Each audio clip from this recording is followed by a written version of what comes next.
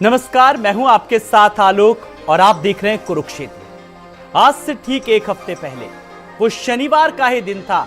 रात के लगभग 10:30 बजे का वक्त था जब एक बिग ब्रेकिंग न्यूज आती है कि अतीक और अशरफ एक एनकाउंटर में मारे गए। और अब आज एक हफ्ता हो गया, शूटर्स भी पकड़े गए, यहां लवलेश भी पकड़े गए। और इसी के साथ साथ आपको बता दें, सनी और अरुण तीनों से लगातार पूछताछ जारी है। और इस हत्याकांड के बाद तमाम बिंदुओं पर पुलिस की जांच जारी है और एक टीम का भी गठन किया गया है। लेकिन सवाल अभी भी कुछ वहीं के वहीं बने हुए हैं।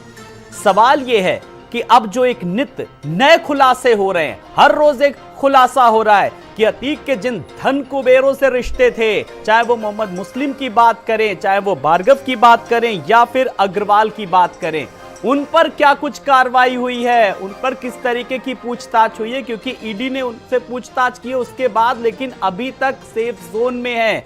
बड़ा सवाल और शाइस्ता और गुड्डू मुस्लिम को लेकर के सवाल अभी भी वहीं के वहीं बने हुए हैं। इस बीच आपको बता दें कि लगातार एक खबर और भी आई कि जो 3 शूटर्स जिनके मैंने अभी नाम लिए, इनके अलावा बैकअप लेकर के ये शूटर्स चल रहे थे। 2 लोग और थे, यानी कि अगर इन तीनों से कुछ भी जरा सी भी अगर कहीं चूक होती तो बैकअप के लिए 2 तैयार थे।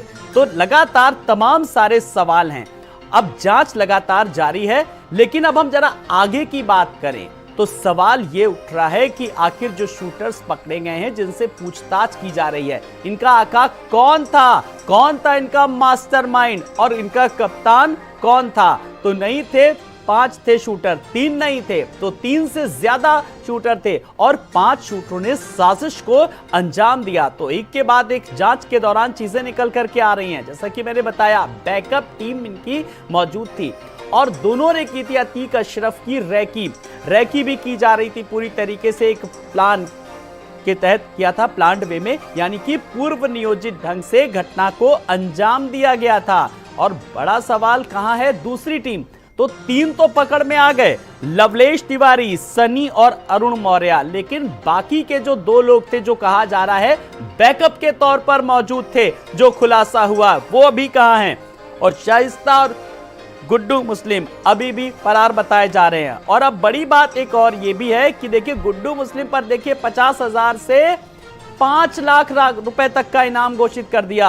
और शाइस्ता परवीन पर अभी भी जो मुख्य है, जिस पर बड़ी लोगों की नजरें, 50,000 की इनाम राशि है। अब बड़ी बात यह है कि मुख्य आरोपी कौन है पुलिस की नजरों में। जी हां, बहुत अहम सवाल कि अगर गुड्डू मुस्लिम की बात करें तो देखिए 5 लाख का इनाम हो गया और शाइस्ता परवीन पर अभी भी 50,000 रुपए का इनाम घोषित है। तो आज की इस डिबेट में कुछ अहम सवालों के जवाब जानेंगे और समझेंगे एक बड़े पैनल के साथ। जल्दी से आए हुए मेहमानों से अपने दर्शकों का तारुफ कराना चाहेंगे। हमारे साथ समाजवादी पार्टी के प्रवक्ता चंचल कुमार जी हैं। चंचल जी नमस्कार, बहुत बहुत आपका स्वागत है। और साथ ही साथ आरएलडी के प्रवक्ता रजनीकांत मिश्रा जी भी हमारे साथ हैं। रजनीकांत जी नमस्कार, बहुत बहुत आपका स्वागत है। और वरिष्ठ पत्रकार केपी मलिक जी भी हमारे साथ हैं। केपी मलिक जी नमस्कार, आपका भी बहुत बहुत स्वागत है। और बीजेपी प्रवक्ता भी थोड़ी देर में हमारे साथ जुड़ेंगे। लेकिन मैं सवालों और जवाबों के सिलसिले को मैं आगे बढ़ाऊं। आज की डिबेट में जो कुछ अहम सवाल हैं वो यही कि जो अतीक के जो करीबी थे, जो बताया जा रहा है, यानी कि जिन धन कुबेरों की हम बात कर रहे हैं, मोहम्मद मुस्लिम की बात कर रहे हैं, भार्गव की बात कर रहे हैं और अग्रवाल की बात कर रहे हैं, इनसे किस तरीके की पूछताछ अब आगे बढ़ेगी, जांच का दायरा आगे बढ़ेगा, इनसे कब पूछताछ होगी, ऐसे तमाम सारे सवाल हैं। केपी मलिक जी, मैं सबसे पहले आज आपके पास आ रहा हूं। देखिए, सारी अभी कोई मैं राजनीतिक, इसीलिए मैं कोई प्रतिक्रिया में कोई टिप्पणी नहीं ले रहा हूं। जिस तरीके से जांच आगे बढ़ रही है, आज एक हफ्ता है, शुरुआती दौर में जो जांच हुई और आज हम कहां पर पा रहे हैं जांच को एक पत्रकार के नजरिए से।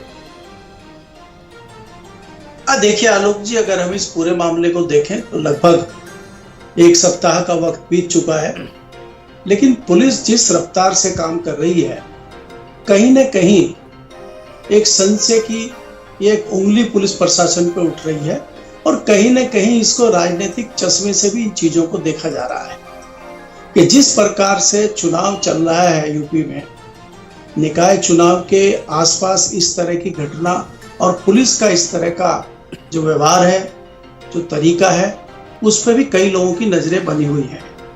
अब जैसा कि आपने एक बहुत महत्वपूर्ण अपने सवाल उठाया कि अतीक की पत्नी के ऊपर अभी भी 50,000 का इनाम है और जो दूसरे जो गुड्डू मुस्लिम गुड्डू मुस्लिम दोषी है उनके ऊपर 5 लाख का कर दिया गया। तो क्या स्ट्रेटजी पुलिस बना रही है, ये आम आदमी की समझ से बाहर है। हालांकि मुझे लगता है कि पुलिस ने जिस प्रकार से सफलता हासिल करी है कि तीन जो अपराधी थे उनके पीछे 2 और अपराधी थे, इससे मुझे ये भी लगता है कि ये जो 3 अपराधी हैं इनकी सुरक्षा पे भी पुलिस को ध्यान देना चाहिए। अगर इन तीनों अपराधियों में से 1 की, 2 की या तीनों की हत्या हो जाती है तो ये मामला और सुलझ जाएगा। संशय कुछ लोगों का ये भी है कि इन लोगों की भी हत्या की जा सकती है। तो इसलिए मुझे लगता है कि इस पे पुलिस को एक अलग से रणनीति बनानी चाहिए, नहीं तो प्रदेश में माहौल और खराब हो सकता है, मुझे ऐसा लगता है। बिल्कुल, आपने एक बहुत पते की बात कही है, क्योंकि बात करें कि इनको जिंदा भी रहना ये भी बहुत बड़ी चुनौती है, क्योंकि बहुत सारे राज हैं।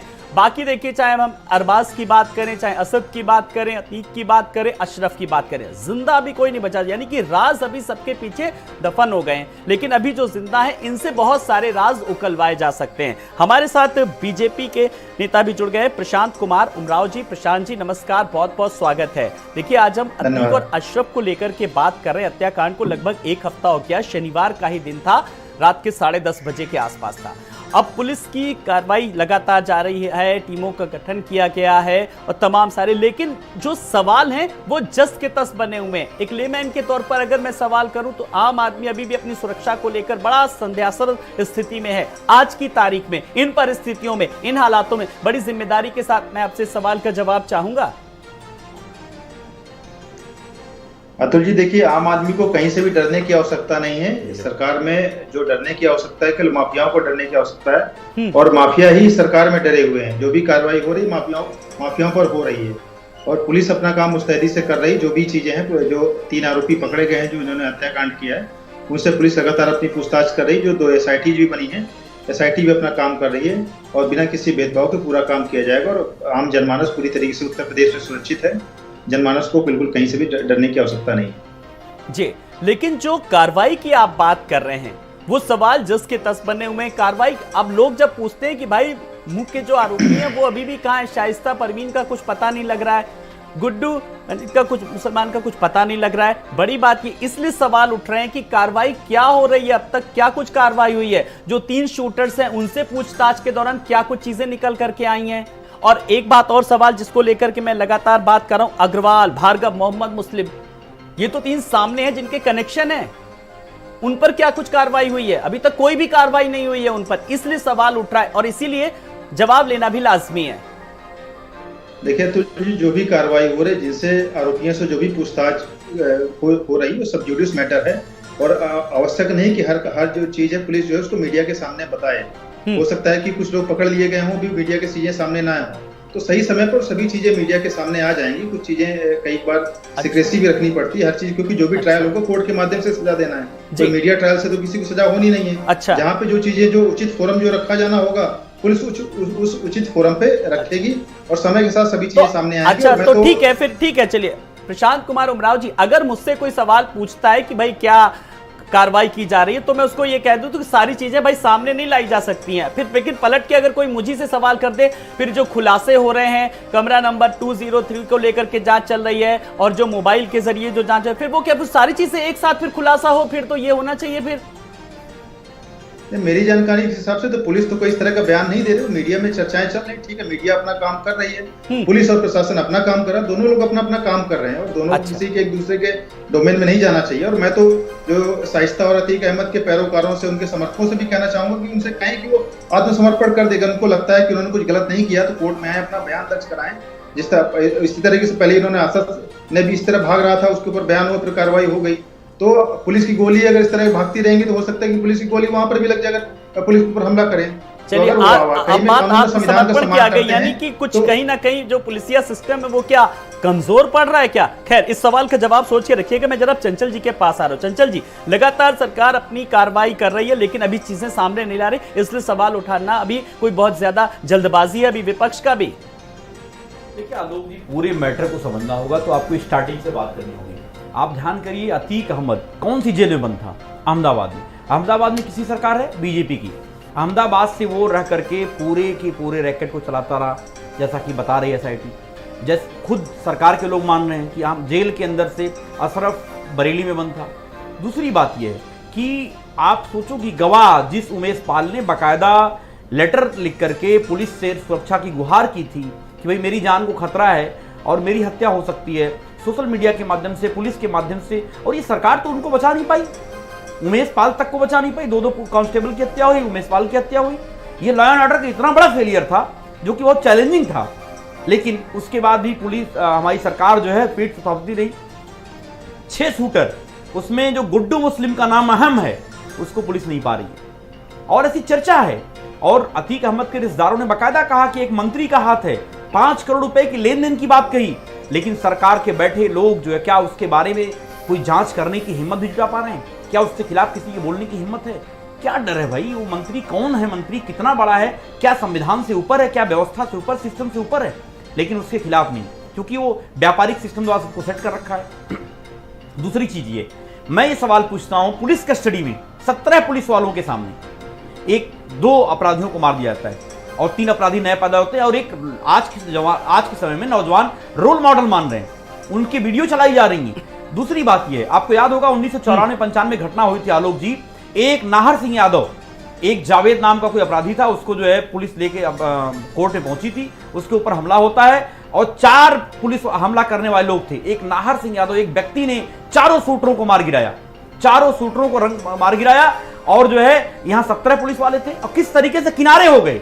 तो इससे कहीं ना कहीं सरकार की मंशा के ऊपर सवाल उठता है, और सरकार को अपनी मंशा जाहिर करनी चाहिए। सवाल यह है, आप जो 7-8 दिन हो गया, आज 8वां दिन हम लोग बैठे हैं और तीनों पकड़े गए हैं, अभी तक पुलिस ने कुछ भी कार्रवाई नहीं कर पाई, कुछ बता नहीं पाई। सरकार को अपनी मंशा जाहिर करनी चाहिए, ये सवाल लगातार विपक्ष उठा रहा है। ठीक है, और रही बात 30 सेकंड, आज का समय जो है, आज अभी मैं खबर देख रहा था, सतपाल मलिक साहब को पुलिस ने गिरफ्तार कर लिया है।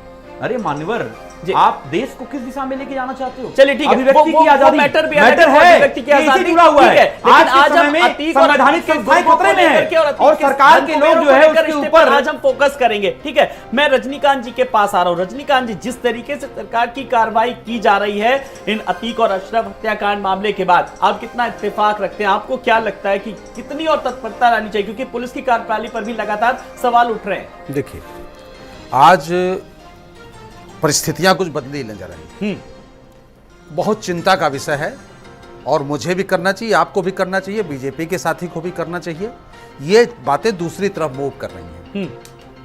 आज हमने सुबह, मैं टीवी पे बैठा था, अपनी टीवी को देख रहा था, ईद के नमाज के बाद लोगों ने वहाँ पे अतीक अहमद के नारे लगाए, वहाँ पे उन्होंने कहा कि मैं आज ईद की नमाज की दुआ अतीक के लिए करता हूँ, वो शहीद हैं, उनको शहीद का दर्जा, और एक माने समुदाय को इस तरह से वो करने का ये मौका मिल रहा है, ये बड़ा खतरनाक है, ये बहुत चिंता का विषय है, देश के लिए, प्रदेश के लिए बहुत चिंता का विषय है। इसलिए मैं सरकार से कहूँगा कि इस मैटर को जितनी जल्दी हो सके वो निपटाना जरूरी है, इसके सारे खुलासे जरूरी हैं, उनके धन कुबेरों को पकड़िए, वो सामने हैं, ईडी की इंक्वायरी करा लिए, क्या मतलब है इससे? आप शाइस्ता और जो ये गुड्डू मुस्लिम है, ये कहाँ हैं? आप कितनी बड़ी SIT गठित किया, क्या किया? और ये 3 लड़के पकड़े क्या? वो तो पकड़ गए, उन्होंने तो आत्मसमर्पण कर दिया, उन्होंने आत्मसमर्पण कर दिया, और उनको पकड़ना क्या था? देखिए, वो जिस तरह से आए थे उनको कोई भय नहीं था। आप देखिए आलोक जी, जिस तरह से वो आए और उन्होंने गोली मारी, उन्हें मालूम, ऐसा लग रहा था कि उन्हें मालूम था कि मेरे ऊपर कोई प्रतिक्रिया नहीं होनी, और इस तरह से ये हत्या हुई। इन सारी चीजों को लेके मैं नहीं कहूंगा कि राजनीतिक दल और दलों में क्या है, लेकिन जनता में जो बात उठ रही है ये ठीक नहीं है, ये चीजें दूसरी तरफ मूव हो रही, मैं उसका नाम लेना नहीं चाहता, आप भी समझ रहे हैं कि मैं क्या कहना चाह रहा हूं।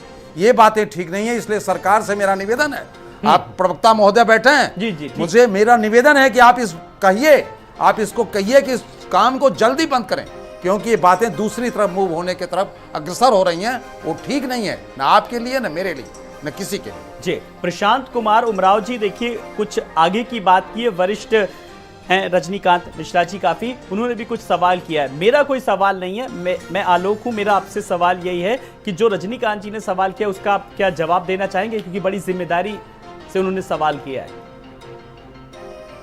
देखिए, पुलिस अपना काम मुस्तैदी से कर रही है।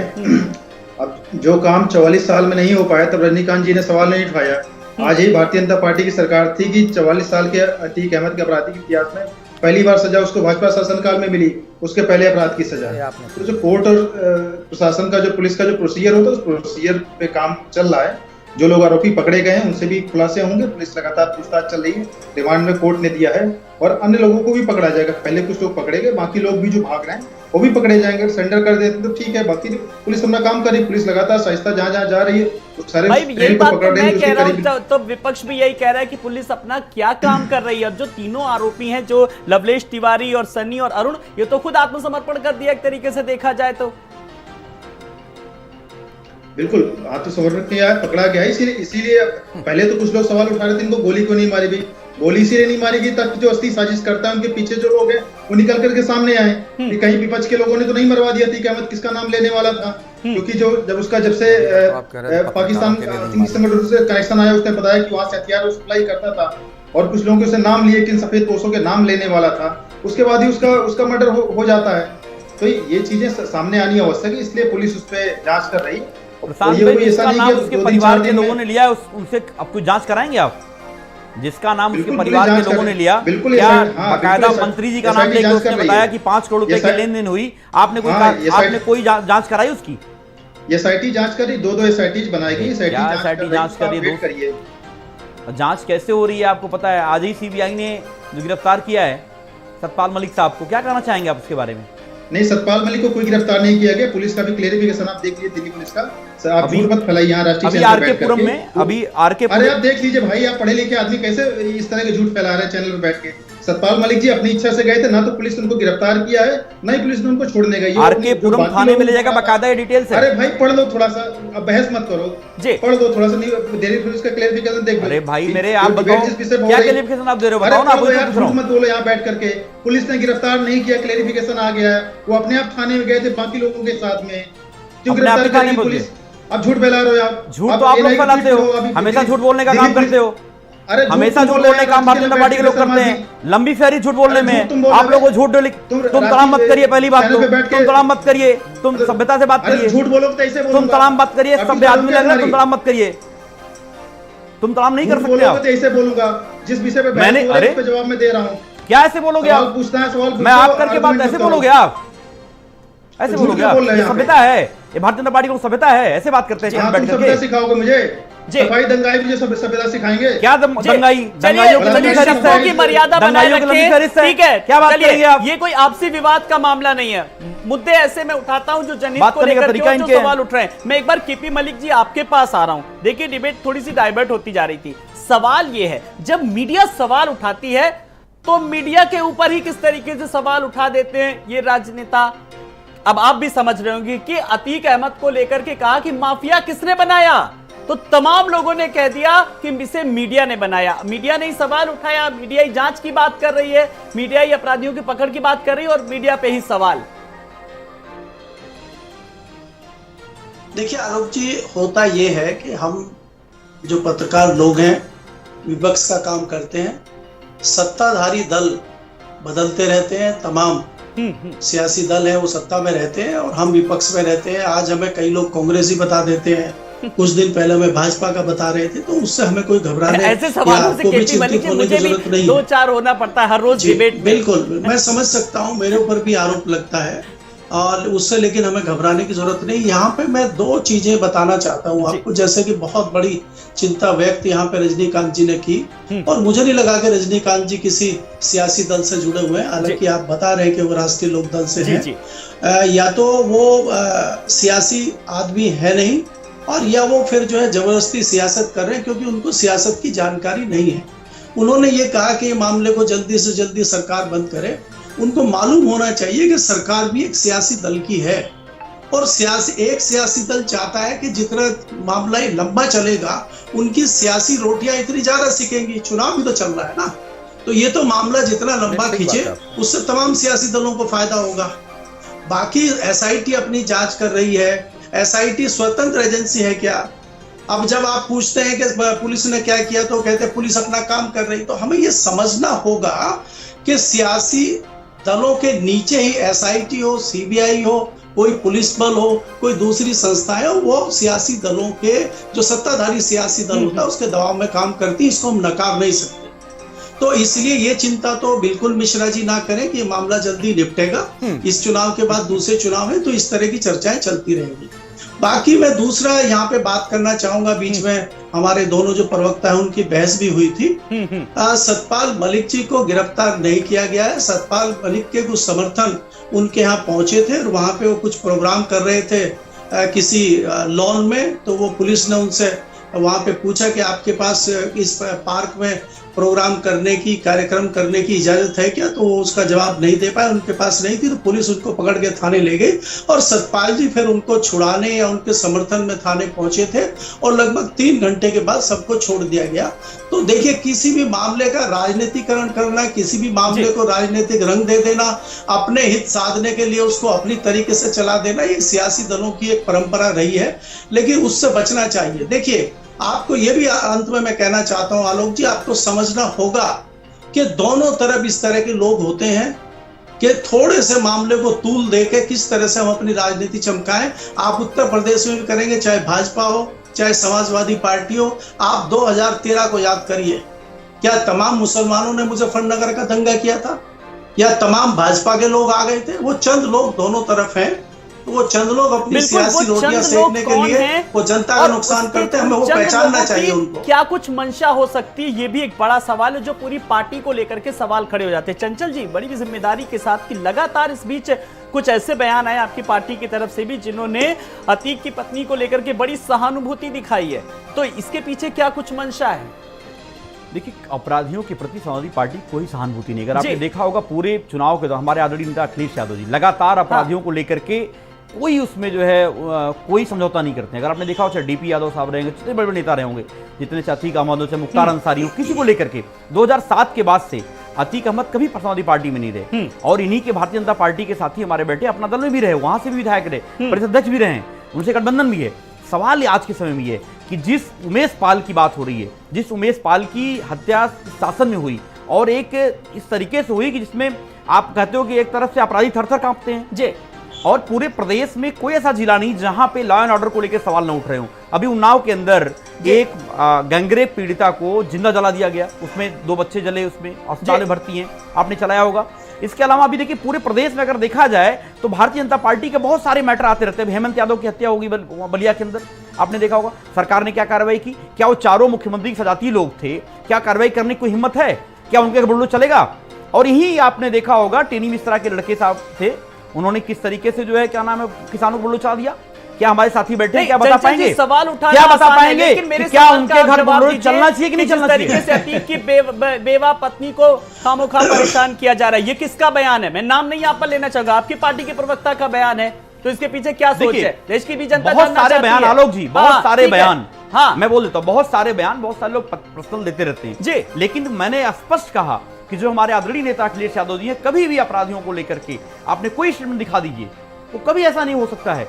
आज के समय में सवाल यह है कि क्या ये ध्रुवीकरण की राजनीति नहीं की जा रही है? मैं अगर ये पूछना चाहता हूं कि इसी उत्तर प्रदेश के अंदर एक मंत्री ने एक लड़की ने एफआईआर कराई, उसका रेप हुआ, रेप के बाद क्या उसके रिलेशन में 2-3 हत्याएं हो गई, उसकी बाप की हत्या हो गई, सरेआम उदाहरण जैसे मार दिया गया। क्या वहां पे मुख्यमंत्री केपी मलिक जी, ठीक है, मैं जरा आपसे मुख्यमंत्री के सजा लोगों को क्या सवाल हुई, इनका जवाब भी मिलना लाजमी है। लेकिन केपी मलिक जी, मैं एक सवाल के जवाब, आप वरिष्ठ पत्रकार हैं, लेकिन जो पार्टी सवाल भी उठा रही है और किस तरीके से अतीक की पत्नी को लेकर के बेवा को परेशान किया जा रहा है, आप भी समझ रहे हैं कौन है वो, उसका नाम क्या है और क्या कुछ ऐसे लोगों की मंशा हो सकती, जरा मैं इस पे आपकी जोरदार टिप्पणी चाहूंगा। आलोक जी मैंने पहले ही कहा कि सियासी दल अपनी सियासी रोटियां सेकने के लिए प्रयोग करते हैं। क्या दोनों पार्टियों के प्रवक्ता आज घोषणा करेंगे कि हम अपने शीर्ष नेतृत्व को, आज चैनल पे घोषणा करते हैं कि हम अपने शीर्ष नेतृत्व को ये सलाह देंगे कि हमारे सियासी दल में कोई भी अपराधी नहीं होना चाहिए और हम उनका बहिष्कार करेंगे? किसी भी अगर सियासी दल के नेता पे, जो हमारी पार्टी पे कोई एफआईआर हो, कोई उनके ऊपर कोई इस तरह का क्रिमिनल चार्ज हो, हम उनको नहीं लेंगे, क्या कर पाएंगे ऐसा? उससे भारतीय जनता पार्टी भी नहीं बची हुई है जो आज सत्ता में है, केंद्र में भी और यूपी में भी, और समाजवादी पार्टी पे तो पहले से ही आरोप लगते रहे हैं। तो क्या ये बच पाएंगे? तो आप तभी दूसरों के ऊपर लांछन लगा सकते हैं, तभी दूसरों की तरफ उंगली कर सकते हैं। आप कितने पाक साफ हैं, पहले हमें ये देखना होगा। जी बिल्कुल, चुनाव के पहले किस तरीके से एडीआर की रिपोर्ट आती है, उसमें देखा जाता है कि किस राजनीतिक दल ने कितने प्रत्याशियों को जो है वो टिकट दिया है। बड़ी बात यह कि, और सबसे बड़ी बात है, जो अपराधी प्रवृत्ति के हैं वो एक अलग मैटर, उस पर भी हम किसी दिन चर्चा करेंगे। लेकिन अगर मैं रूट पर जाऊं तो कम से कम शुरुआत एक होनी चाहिए, राजनीतिक दलों को शुरुआत करनी चाहिए यहीं से। मैं एक बार प्रशांत कुमार उमराव जी के पास आ रहा हूं। प्रशांत जी, इन तमाम सारे सवालों और जवाबों के बीच एक बहुत अहम सवाल का जवाब, जब मैं आगे की बात कर रहा हूं, कार्रवाई को लेकर के बात कर रहा हूं, जो तीनों जो शूटर्स हैं, जो तीनों आरोपी हैं, उनसे लगातार पूछताछ की जा रही है। इस पर भी मैं आपसे सवाल करूंगा, लेकिन मेरा एक सवाल शाइस्ता परवीन को लेकर के है और गुड्डू मुस्लिम को लेकर के है। मेरा सवाल बहुत ध्यान से सुनिएगा, ये सब लोग मुझसे पूछते हैं सवाल, एज बीइंग जर्नलिस्ट मेरा आपसे सवाल है कि शाइस्ता परवीन पे 50,000 रुपए इनाम घोषित कर रखा है और गुड्डू जो मुस्लिम है उस पे 50,000 से 5 लाख तक का, तो प्राथमिकता क्या है फिर पुलिस की? देखिए, क्वेश्चन ही ये गलत है कि इस अपराध में जो भी अपराधी है वो समान रूप से उसमें साजिश में शामिल है। वो इसका कोई हायरार्की थोड़ा कि ये एक नंबर 1 पे, ये नंबर 2 पे। नहीं तो इनामी राशि क्या ऐसी रखी जाता है, ऐसी रख ली जाती है, कोई भी 50,000 कर दो, 5 लाख कर दो, इसका मतलब ये हुआ? अगर मेरा सवाल गलत है तो देखिए, सवाल मैं इसलिए उसको क्लेरिफाई करता हूँ कि ये संभवतः शाइस्ता का ये पहले मामले में शायद आरोपी बनी है। उसके पहले उस पर मेरी जानकारी में कोई एफआईआर नहीं थी उमेश पाल की हत्या से पहले, इसलिए उसको पहले कभी गिरफ्तार भी नहीं किया गया। लेकिन गुड्डू मुस्लिम पे पहले भी कुछ मुकदमे थे, इसलिए उस पर इनाम की राशि अधिक है। ये तो एक कॉमन सेंस की बात है, कोई व्यक्ति समान बुद्धि का समझ सकता है। बाकी ये इनाम की राशि बढ़ाना घटाना ये तो पुलिस का काम होता है, क्योंकि गुड्डू मुस्लिम गोली चलाने में शामिल था। शाइस्ता कहीं वीडियो में कहीं पर गोली चलाने में उसका वीडियो नहीं है कि उसने स्वयं किसी पर गोली मारी हो या स्वयं किसी की जान ली हो। वो साजिश में शामिल थी, इसलिए उस पर इनाम घोषित किया गया, इसलिए वो फरार है, इसलिए उस पर मुकदमा किया गया। ये तो पुलिस के डोमेन का वर्क है, कौन किस पे क्या इनाम लगता है। लेकिन सभी जो आरोपी हैं पुलिस सभी को पकड़ेगी और सभी से पूछताछ की जाएगी। जो 3 लोग जो पकड़े गए उनसे इसलिए पूछताछ की जा रही है ताकि एक्चुअल में जो साजिश करता है सामने आए और उन तक पुलिस पहुंचेगी और किसी को नहीं छोड़ा जाएगा। जी चलिए, आप यही मुझे सवाल का जवाब चाहिए था कि आपसे, मुझसे कुछ लोगों ने कहा थे सवाल जरूर पूछेगा बीजेपी के प्रवक्ता से। केपी मलिक जी, क्या मेरा सवाल गलत था? और अगर मेरा सवाल गलत था तो जो जवाब जो दिया है, क्या वो जवाब सही है? देखिए आलोक जी, मैं समझता हूं कि पुलिस की कोई रणनीति इसके पीछे रही होगी कि गुड्डू मुस्लिम पे 50 से 5 लाख कर दिया जाए और शाइस्ता पे अभी 50,000 ही रखा जाए। अब इसके पीछे क्या रणनीति पुलिस की है मेरी समझ से तो बाहर है। लेकिन आज मुझे लगता है कि सबसे महत्वपूर्ण अगर कोई कड़ी है या सबसे महत्वपूर्ण कोई अपराधी इस समय है अतीक के बाद, तो मुझे लगता है शाइस्ता है और उनको जल्दी से जल्दी पुलिस को पकड़ना चाहिए।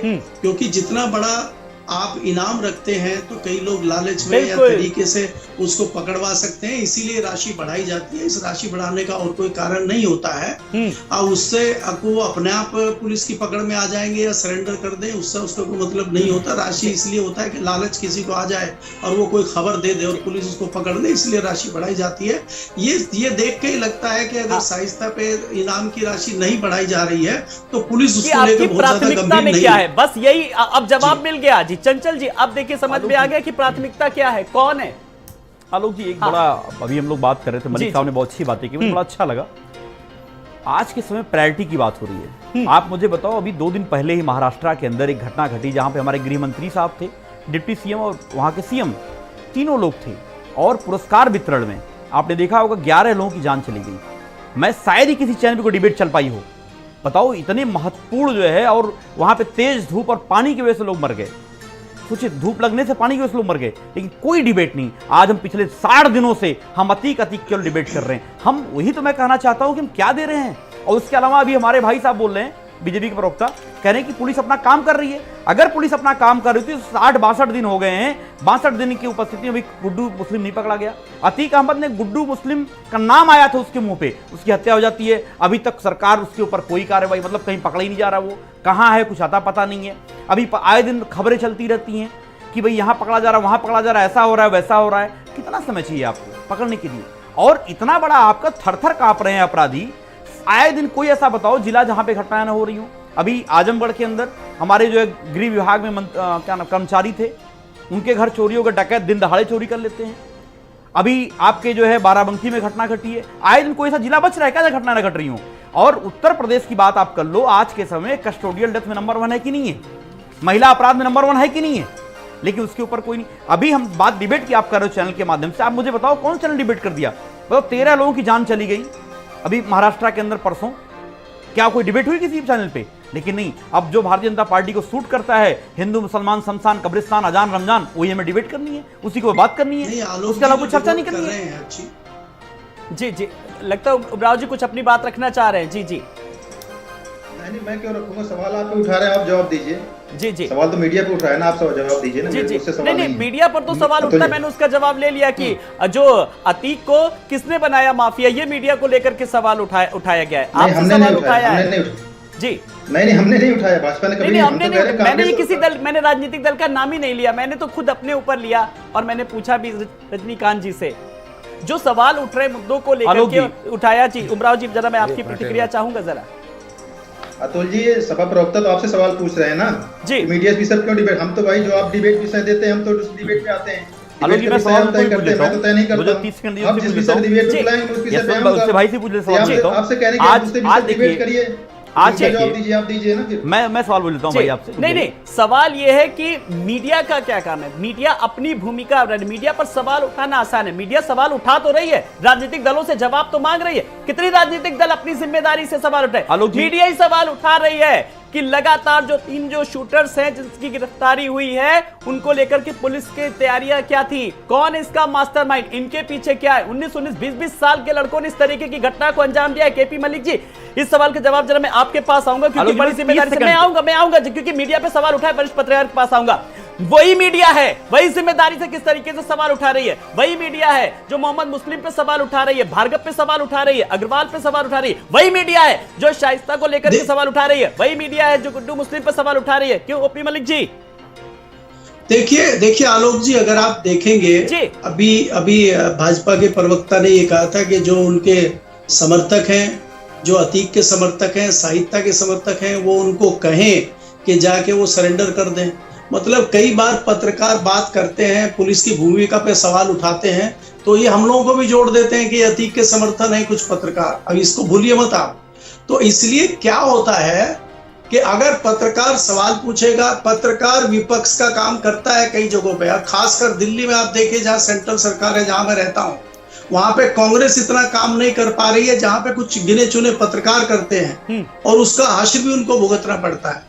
उत्तर प्रदेश में विपक्ष के तौर पे समाजवादी पार्टी काफी कुछ अच्छा काम करती है, लेकिन वहां पत्रकार भी बहुत महत्वपूर्ण भूमिका निभाते हैं और उन पत्रकारों को भी भुगतना पड़ता है। मैं उसमें जाना नहीं चाहता कि पिछले दिनों किस प्रकार से पत्रकारों की गिरफ्तारी हुई और वो नमक और मिर्च की रोटियां दिखाई, अगर पत्रकार ने उसका क्या असर हुआ, हमें ये भी नहीं भूलना चाहिए।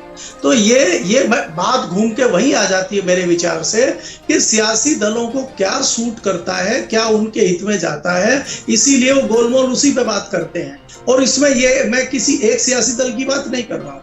आज सियासी दल जो भी सत्ताधारी दल होता है उसका थोड़ा ज्यादा जलवा रहता है, जो विपक्ष में चला जाता है कम हो जाता है। अगर आप मैं थोड़ा तस्वीर को वापस लेके जाऊं, यही योगी जी थे जब पार्लियामेंट हाउस में, मैंने अपनी आंखों से इनको बोला था, बोलते हुए सुना था कि मेरा भी वहां पे जो एनकाउंटर हो सकता है उत्तर प्रदेश में।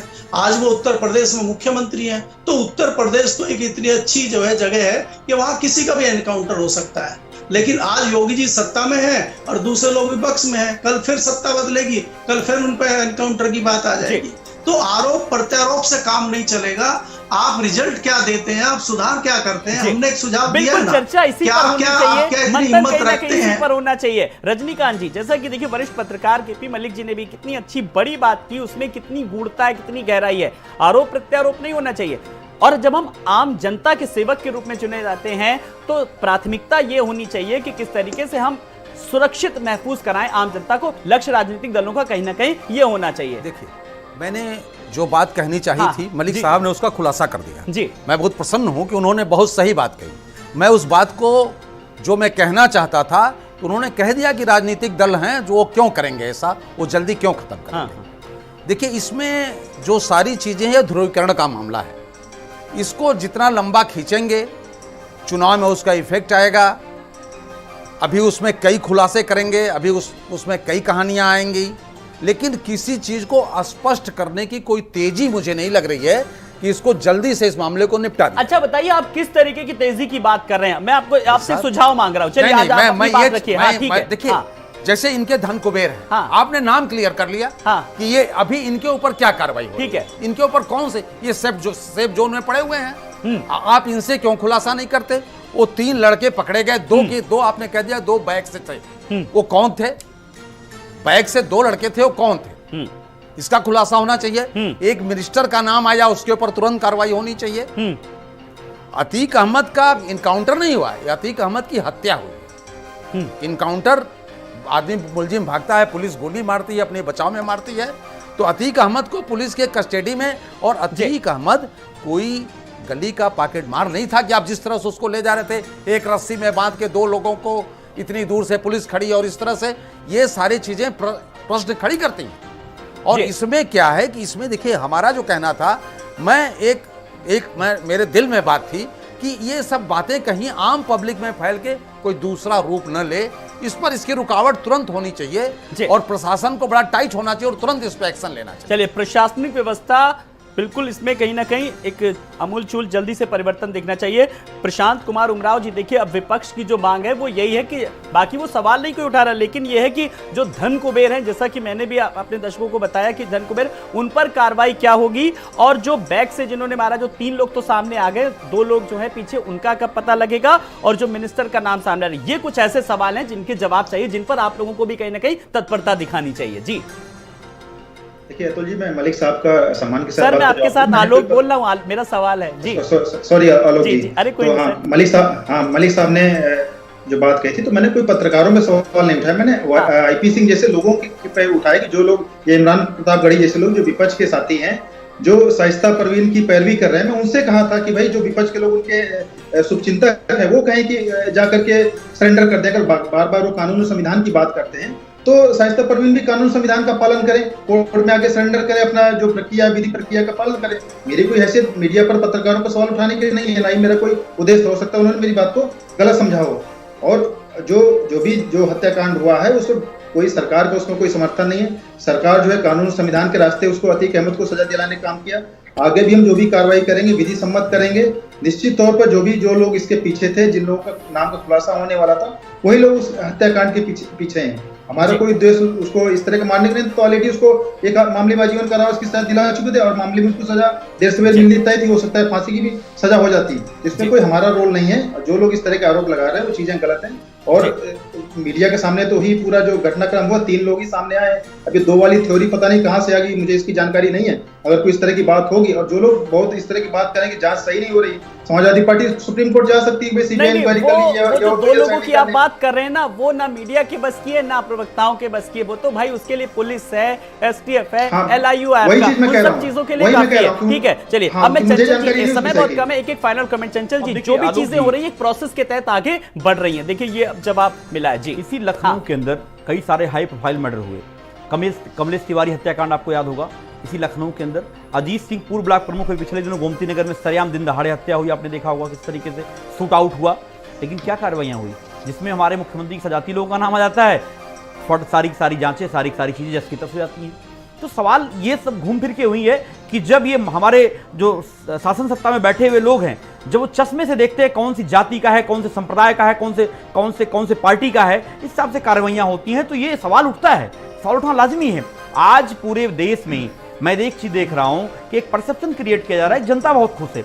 अगर जनता बहुत खुश है, आप जो वादे करके आए थे पूरे हिंदुस्तान में 2014 में और उत्तर प्रदेश में 2017 में 2 करोड़ रोजगार के वादे की बात कर रहे थे।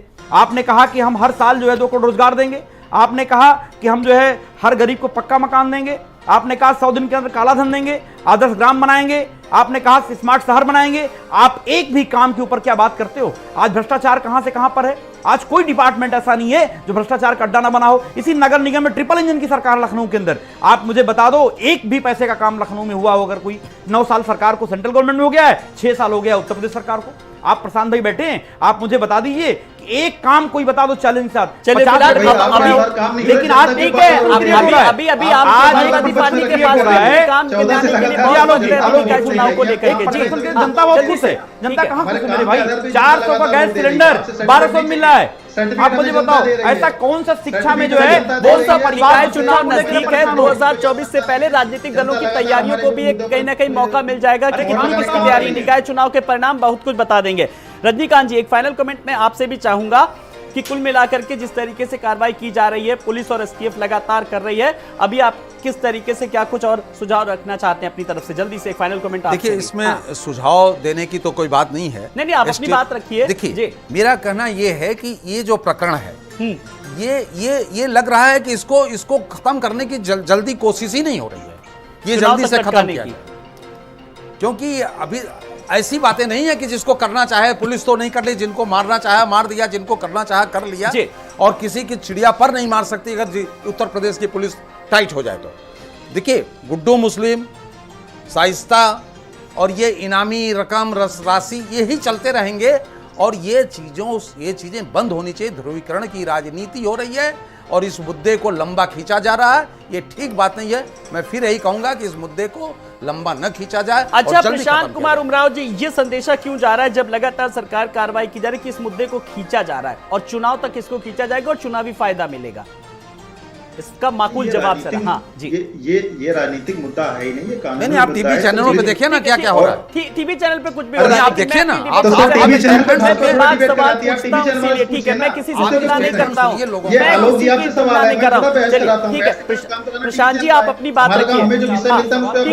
ठीक है प्रशांत जी, चलिए आप अपनी बात रखिए। चलिए सर। हाँ आलोक जी, मिश्रा जी जो सवाल उठा रहे हैं टीवी चैनल को उठा रहे हैं, हम लोग देखिए नहीं मैं कह रहा हूँ कि हम उस टॉपिक पे बहस करने आते हैं। क्या क्या हो रहा है, विषय पे आइए, हम उस विषय पे बोलेंगे क्या क्या हो रहा है ये देखिए। आपको मैं कह रहा हूं नहीं बोला कि आप शाइस्ता परवीन पे डिबेट कराइए। अरे भाई आप देखिए ना कि टीवी चैनलों पर क्या बोला जा रहा है, डिबेट कराइए, क्या कहा जा रहा है। आपसे आप मत कराइए डिबेट, न्यूज़ देखिए ना, कहा कि डिबेट कराइए, आप न्यूज़ देखिए ना, आप न्यूज़ नहीं देख रहे हैं। अरे भाई आप भारत समाचार देखिए जिसमें हम जनता से जुड़े मुद्दे उठा रहे, सीधी सी बात 100 बात की एक बात। चलिए आज की डिबेट का फाइनल कमेंट वरिष्ठ पत्रकार केपी मलिक जी से।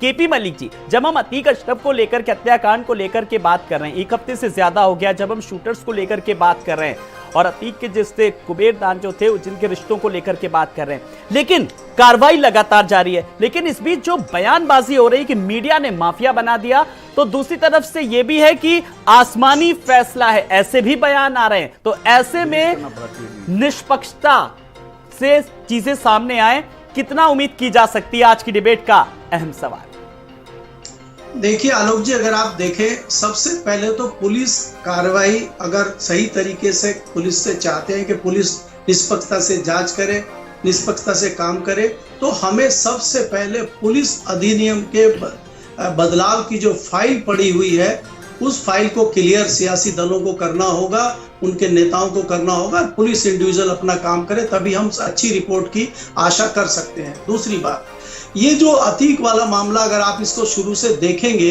जिस प्रकार से उनको गुजरात से यूपी लाया गया, उस पर डे 1 से ही संशय हो गया था पुलिस पे भी और प्रशासन पे भी। क्या वो उसका नाटक करना चाहते थे सड़क पे, जिस तरह से मीडिया में उनको दिखाया गया, पल पल एक एक चीज आपने उनकी देखी। अगर पुलिस प्रशासन चाहता उनको हवाई जहाज के थ्रू भी दिल्ली और लखनऊ ला सकते थे। आजकल तो आप मोदी जी ने बहुत अच्छा कर दिया है कि आपके प्रयागराज में भी एयरपोर्ट है, सीधा आप वहां ला सकते थे। तो इसका मकसद क्या था?